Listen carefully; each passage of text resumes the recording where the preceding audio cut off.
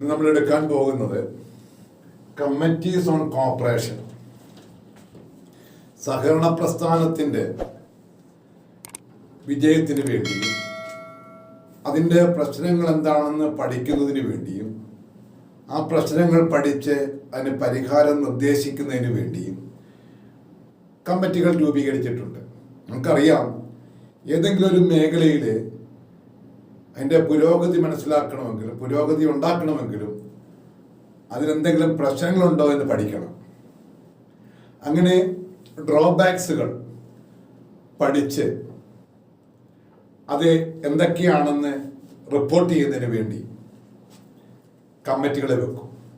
എന്നിട്ട് അതിനോടൊപ്പം ഈ ഡ്രോബാക്സുകൾ പരിഹരിക്കാനുള്ള നിർദ്ദേശങ്ങളും ആ കമ്മിറ്റി വെക്കാറുണ്ട്. നമ്മളൊരു ഹോസ്പിറ്റലിൽ ചെല്ലുമ്പോൾ എന്താണ് നമ്മളുടെ പ്രശ്നം എന്നുള്ളതിനെ പറ്റി മനസ്സിലാക്കിയതിന് ശേഷമാണ് അവർ മരുന്ന് കുറിക്കുന്നത്. അപ്പം ആദ്യം എന്താണ് പ്രശ്നമെന്നറിയണം, അതിനുശേഷമാണ് അതിൻ്റെ പരിഹാരം നിർദ്ദേശിക്കാൻ പറ്റും.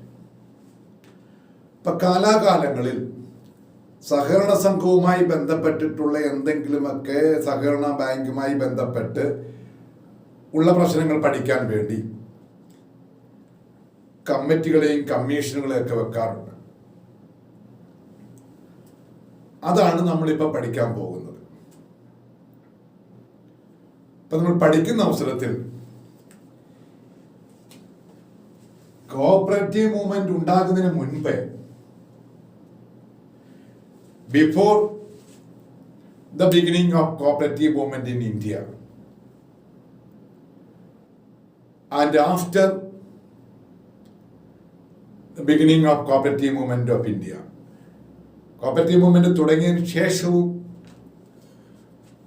കോപ്പറേറ്റീവ് മൂവ്മെന്റ് തുടങ്ങുന്നതിന് മുൻപും കമ്മീഷനുകൾ ഉണ്ടായിട്ടുണ്ട്. കോപ്പറേറ്റീവ് മൂവ്മെന്റ് ഉണ്ടായതിനു ശേഷമാണ് ആ മേഖലയുമായി ബന്ധപ്പെട്ട പ്രശ്നം പഠിക്കാൻ വേണ്ടി കമ്മീഷനെ വെച്ചത്. കോപ്പറേറ്റീവ് മൂവ്മെന്റ് ഉണ്ടാകുന്നതിന് മുമ്പ് ആ മേഖലയെ പറ്റി പഠിക്കേണ്ടതായിട്ട് വരുന്നില്ലല്ലോ. പിന്നെന്തായിരുന്നു? കോപ്പറേറ്റീവ് മൂവ്മെന്റ് ഉണ്ടാക്കേണ്ടതിന് വേണ്ടി, കോപ്പറേറ്റീവ് മൂവ്മെന്റ് ഉണ്ടാകുന്നതിന് വേണ്ടി നിർദ്ദേശം വെക്കാൻ ചില കമ്മീഷനുകളെ വെച്ചു. ചില കമ്മീഷനുകൾ കോപ്പറേറ്റീവ് മൂവ്മെന്റ് തുടങ്ങുന്നതിന് കാരണഭൂതമായി,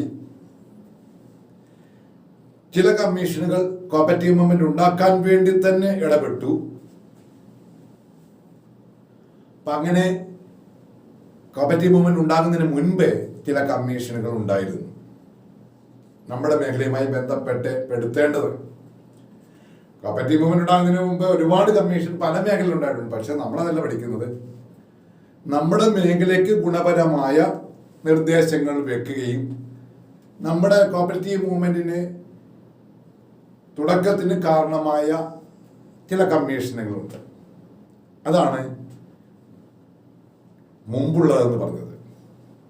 ഒന്നുകൂടെ ക്ലിയർ ആയിട്ട് പറഞ്ഞാൽ, 1904 മുൻപും 1904 ശേഷവും കമ്മീഷൻ ഉണ്ടായിട്ടുണ്ട്. 4 മുൻപുള്ളതിനെ കോപ്പറേറ്റീവ് മൂവ്മെന്റ് ആരംഭിക്കുന്നതിന് മുൻപുള്ള കമ്മീഷനുകൾ എന്ന് പറയാം. അത് കോപ്പറേറ്റീവ് മൂവ്മെന്റ് ഉണ്ടാകുന്നതിന് വേണ്ടിയുള്ള കമ്മീഷനുകളായിരുന്നു. ഇത് 1904 പ്രത്യേകത. 1904 കോപ്പറേറ്റീവ് മൂവ്മെന്റ് ഇന്ത്യയിൽ ആരംഭിക്കാനുള്ള നടപടികൾ ഉണ്ടായത്. അപ്പം അതിനുശേഷമായിരിക്കുമല്ലോ കോപ്പറേറ്റീവ് മൂവ്മെന്റ് ഉണ്ടാകും. അതിനുശേഷം മതിയല്ലോ കോപ്പറേറ്റീവ് മൂവ്മെന്റിനെ പറ്റി പഠിക്കേണ്ടി വരുന്നത്. ഇപ്പം നമ്മൾ ഈ 2 വിഭാഗമായിട്ട് പഠിക്കും.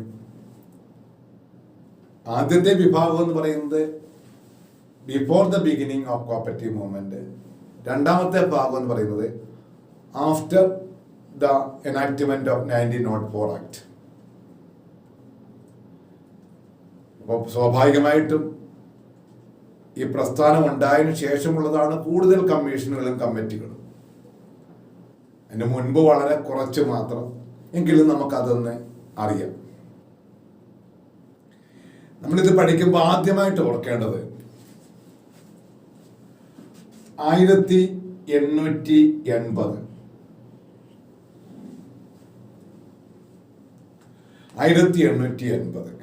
കോപ്പറേറ്റീവ് മൂവ്മെന്റിന്റെ ഹിസ്റ്ററി പഠിക്കുമ്പോൾ നമ്മളിവിടെ നിന്നല്ല ആരംഭിക്കുന്നത്. കോപ്പറേറ്റീവ് മൂവ്മെന്റിന്റെ ഹിസ്റ്ററി പഠിക്കുമ്പോൾ നമ്മൾ ഡക്കാൻ റൈറ്റ്സ് 1874 പഠിക്കും. അവിടുന്ന് തുടങ്ങിയ കുറച്ച് കാര്യങ്ങൾ പഠിക്കും. നമ്മൾ അതല്ല, ഇവിടെ ഈ കമ്മീഷനെ ബേസ് ചെയ്തുകൊണ്ടുള്ള മാത്രമാണ് പറയുന്നത് കൊണ്ട് അങ്ങനെയുള്ള ഹിസ്റ്ററി പഠിപ്പിച്ചപ്പോഴുള്ള പല ഇയേഴ്സും ഇവിടെ കടന്നു വരത്തില്ല. എന്നാൽ പഠിപ്പിച്ചപ്പോൾ പറയാതിരുന്ന, ഹിസ്റ്ററി പഠിക്കുമ്പോൾ പറയാതിരുന്ന ചില കാര്യങ്ങൾ കമ്മീഷൻ പറയുമ്പോൾ പറഞ്ഞൊന്നും വരും. 1880 അതിന് മുമ്പുണ്ടായ പട്ടിണി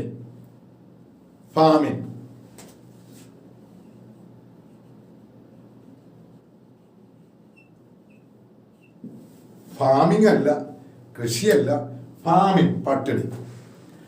പട്ടിണിയെ പറ്റി പഠിക്കാൻ. അന്ന് പട്ടിണി ഉണ്ടായി, വലിയ ദാരിദ്ര്യം രാജ്യത്ത് മൊത്തം ബ്രിട്ടീഷ് ഭരണ കാലഘട്ടത്തിലാണ്. ഒരു പട്ടിണിയുടെ കാരണം എന്താണ്, അതിനെപ്പറ്റി പഠിച്ച് അതിന് നിർദ്ദേശം വെക്കാൻ വേണ്ടി 1880 sir Richard സ്ട്രാച്ചെ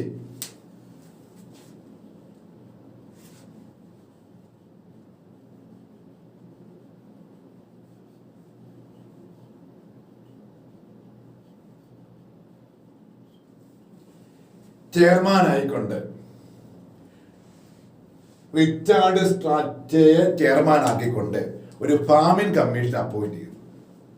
farming commission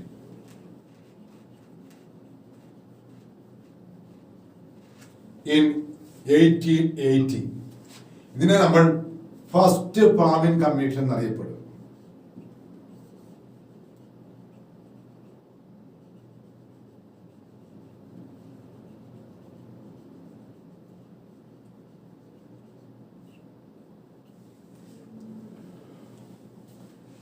First Farming Commission was appointed in 1880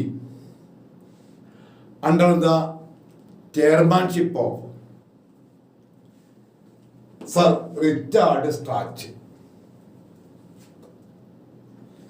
ഇവരുടെ പ്രധാനപ്പെട്ട ലക്ഷ്യം ഫാമിന്റെ കാരണം പഠിച്ച് എന്തൊരു പരിഹാരമുണ്ട് എന്നുള്ളതാണ് ചോദ്യം. അന്നത്തെ വൈസ്രോയി ആയിരുന്ന ലിറ്റൺ പ്രഭുവാണ് ഈ റിച്ചാർഡ് സ്ട്രാച്ചയെ നിയമിച്ചത്.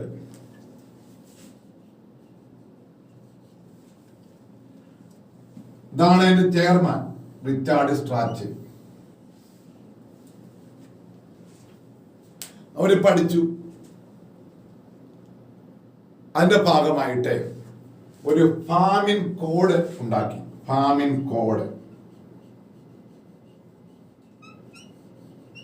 1883 ഒരു ഫാമിംഗ് കോഡ്. ഒരുപാട് നിർദ്ദേശങ്ങൾ വെച്ച് നടപ്പിലാക്കാൻ വേണ്ടി അതിൽ ഒരു പോയിന്റ് നമ്മൾ പറയുന്നുള്ളതേ ഉള്ളൂ, ഫാമിംഗ് കോഡ്. ഇതെന്ന് പറയുന്നത് ഫാമിംഗ് വരുന്നതിന്റെ ലക്ഷണങ്ങൾ എന്തെന്നാണ് അതിൽ പറയുന്നത്. ഫാമിംഗ് കോഡിൽ ഉദ്ദേശിക്കുന്നത് നമുക്കൊരു അസുഖം വരുന്നതിന്റെ ലക്ഷണങ്ങൾ. ആ ലക്ഷണം കാണുമ്പോൾ തന്നെ ഇന്ന അസുഖം വരാനുള്ള ചാൻസ് ഉണ്ട് എന്ന് കണ്ടുകൊണ്ട് നമുക്ക് പരിശോധിക്കുക. അതിൻ്റെ ആ തുടക്കം ഇതുപോലെ. ഫാമിംഗ് കോഡിന്റെ ഉദ്ദേശം ഫാമിൽ എത്തുന്നതിന് മുൻപ് തന്നെ, ഫാമിൽ എത്തിക്കഴിഞ്ഞാൽ പട്ടിണി കൊണ്ട് ഒരുപാടെണ്ണം മരിച്ചു പോകും. അത് എത്താൻ പോകുന്നു എന്നുള്ളതിൻ്റെ മുൻകൂട്ടിയുള്ള സിംറ്റംസ് കാണിക്കും. ആ സിംറ്റംസ് എന്തൊക്കെയെന്ന് പറയുന്നതാണ് ഫാമിംഗ് കോഡ്. ആ സിംറ്റംസ് 3 എന്നാണ് ഈ കമ്മീഷൻ പറഞ്ഞത്. ഫാമിംഗ് കോഡിന്റെ സിംറ്റംസ്: 1 നിയർ സ്കേഴ്സിറ്റി.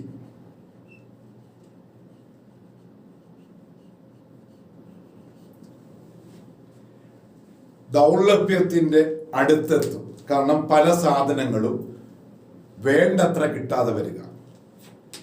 ഇല്ലയോന്ന് ചോദിച്ചാൽ ഉണ്ട്, പക്ഷെ അത്രക്കങ്ങുള്ളതായിട്ടൊരു തോന്നലില്ല. അതാ തുടക്കം ഈ ഫാമിൻ്റെ. രണ്ടാമത്തേത് സ്കേഴ്സിറ്റിയാണ്. സാധനം തീരെ ഇല്ലാതാകുക, ഉൽപ്പന്നങ്ങൾ ഇല്ലാതാകുക, വില കൂടുക. ഇത് സ്കേഴ്സിറ്റിയാണ്. അടുത്ത സ്റ്റെപ്പ് എന്ന് പറയുന്നത് ഫാമിനാണ്.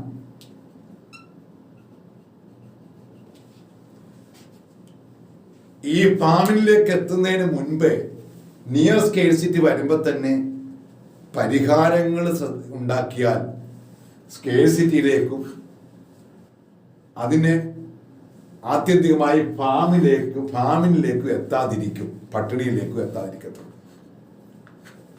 ഇതാണ് ഫാമിൻ കോഡിന്റെ 3 പോയിന്റ്സ്, 3 സ്റ്റേജ്. അപ്പം first famine commission was appointed in 1880. First famine commission 1880. അത് ഓർക്കുക.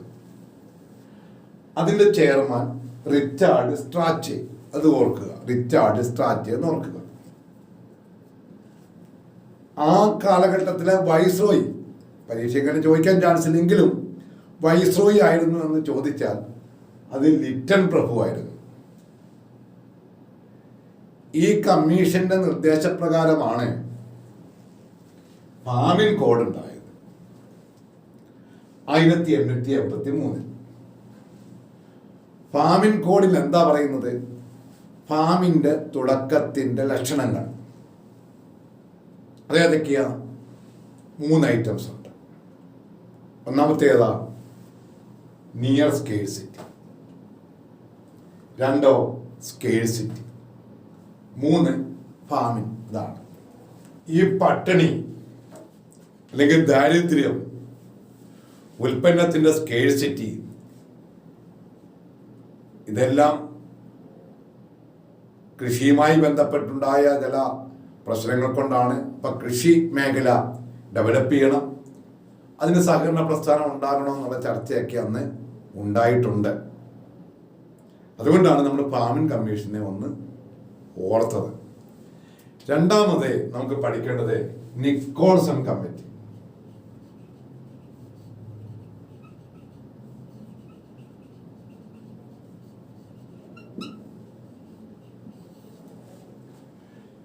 ഇത് നമ്മുടെ ഹിസ്റ്ററി ഓഫ് കോപ്പറേറ്റീവ് മൂവ്മെന്റും ഹിസ്റ്ററി ഓഫ് കോപ്പറേറ്റീവ് ലെജിസ്ലേഷനും പഠിക്കുമ്പോഴെല്ലാം പലതവണ പല ഒരു കേട്ടിട്ടുള്ളതാണ്. അപ്പൊ പിന്നെ ഇതിനെ ഇപ്പൊ പറയുന്നത്, നമ്മൾ കമ്മീഷൻസ് പഠിക്കുന്ന അവസരത്തിൽ അതിൻ്റെ ഒരു സീക്വൻസിൽ പഠിക്കുമ്പോൾ നമ്മൾ ഇതോടെ ഒന്ന് ടച്ച് ചെയ്യുകയാണ്. ഇവിടെ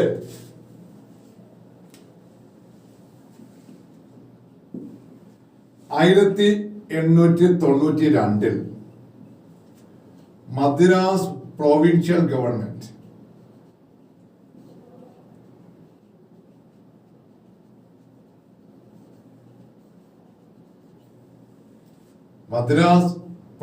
ഗവൺമെന്റ് നിക്കോൾസനെ കോപ്പറേറ്റീവ് മൂവ്മെന്റിനെ പറ്റി പഠിക്കാൻ യൂറോപ്പിലേക്ക് വിട്ടു. അദ്ദേഹം തന്റെ ഇന്ററിംഗ് റിപ്പോർട്ട്, ഇടക്കാല റിപ്പോർട്ട്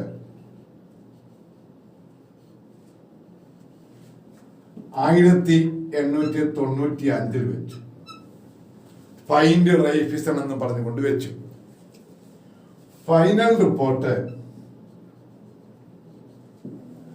1897 1899 2 വർഷം പറയുന്നുണ്ട്. 2 പരീക്ഷയ്ക്ക് ആൻസർ ആയിട്ട് വന്നിട്ടുമുണ്ട്. അതുകൊണ്ട് നമ്മൾ 2 പഠിക്കും.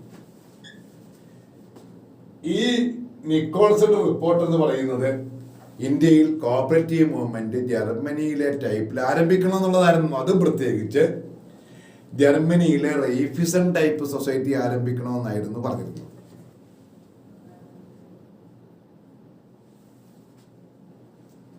അതാണ് കോപ്പറേറ്റീവ് മൂവ്മെന്റ് ആരംഭിക്കുന്നതിന്റെ രണ്ടാമത്തെ. ഇതിനെപ്പറ്റി കൂടുതൽ നമുക്ക് പറയണ്ട.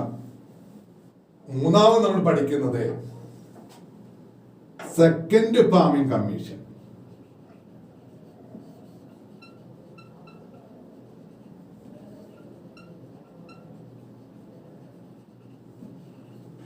ആയിരത്തി 1901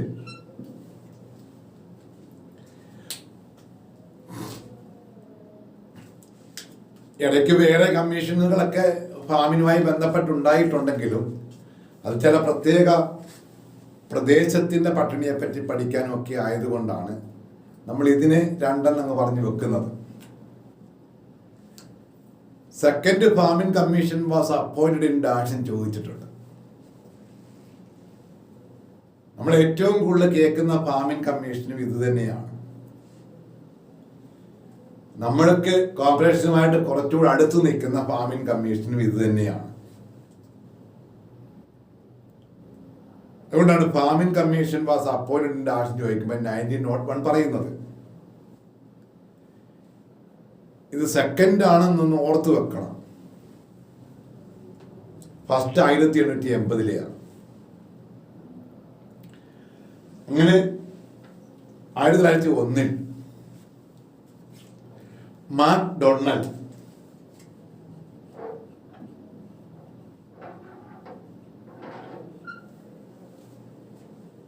ചെയർമാനാക്കിക്കൊണ്ട് അന്നത്തെ ലോർഡ് കർസൺ ആയിരുന്നു അന്നത്തെ ഇവിടുത്തെ viceroy.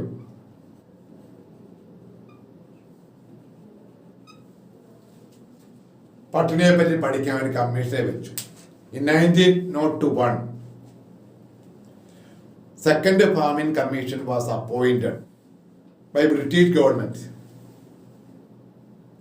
under the chairmanship of MacDonald. ഇപ്പം ഇവിടെ സ്വാതന്ത്ര്യത്തിന് മുമ്പ് ഉണ്ടായ കമ്മിറ്റികളെല്ലാം ബ്രിട്ടീഷ് ഗവൺമെന്റ് ആണ്.